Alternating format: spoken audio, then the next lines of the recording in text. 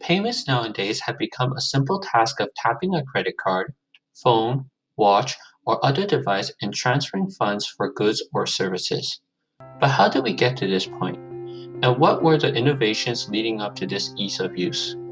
With technology advancing at staggering rates and population increasing almost exponentially, will newer methods of payments be required or developed in the near future? Can we predict how the future payment will look? This video will identify methods of payments through history and attempt to envision how we can expect future exchanges of money.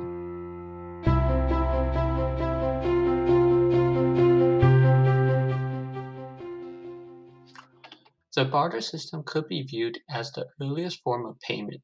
Dating back as early as 6000 BC, the barter system was introduced by the Mesopotamia tribe and was used before the commodity known as money appeared. It is a simple concept of exchanging services and goods for other services and goods in return, and the value of the bartering items can be negotiated with the other party. People would trade what they had excess of for something else that was not easily attainable. Cows, sheep, camels, and other forms of livestock were the first and oldest form of goods that were traded back then. In the 1930s, during the Great Depression, bartering became popular due to the lack of money, so trading of food and other services was commonly seen. Around 5000 BC, among the different commodities that were bartered, precious metals was the most commonly used due to being readily available, easy to work with, and having the ability to be recycled. Unlike most other commodities, metals such as gold and silver also had intrinsic value, making it possible to trade outside your immediate community and was also a symbol of power.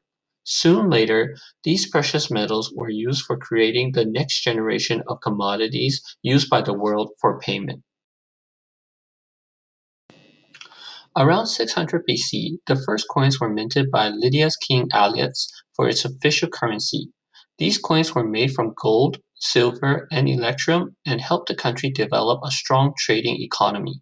The use of coins was then brought to different parts of the world via trade and conquest, with each country minting their own coins. The adoption of coins was popular due to having designated value and common denomination, making it easier to compare the cost of items. Paper money initially originated in China between 600 and 900 AD, but was not globally adopted until the 17th century.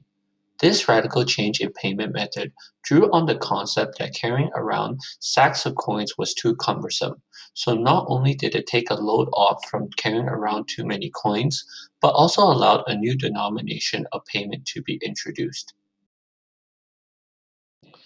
The earliest recordings of cheques may have originated back in the ancient Roman times, but the closest form of modern cheques could be traced back to the 9th century Muslim traders.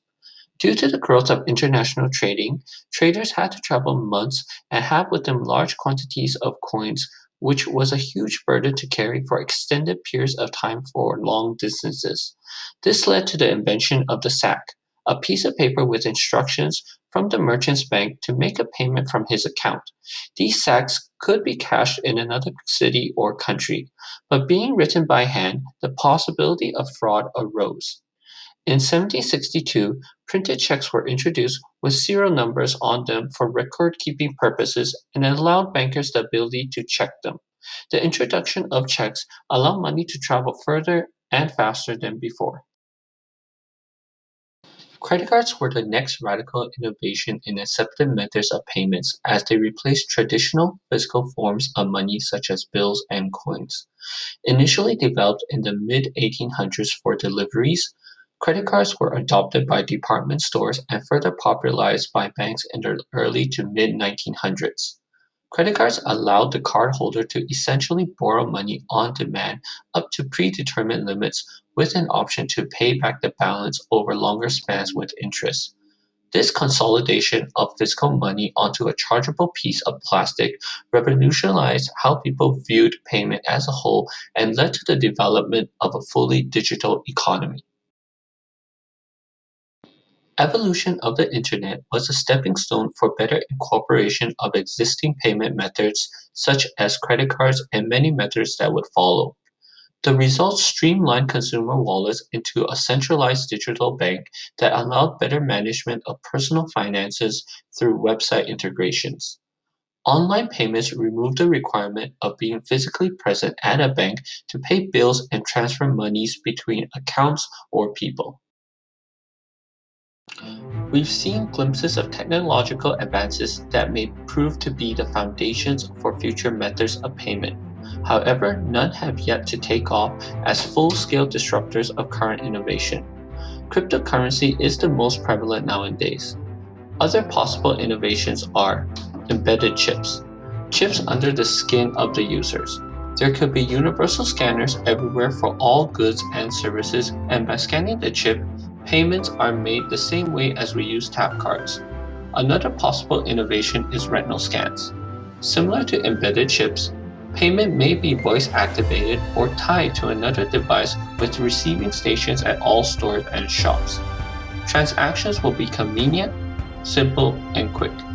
No longer a need to have different banking entities and rates such as interest or currency exchange. Everyone is treated the same and has access to the same products.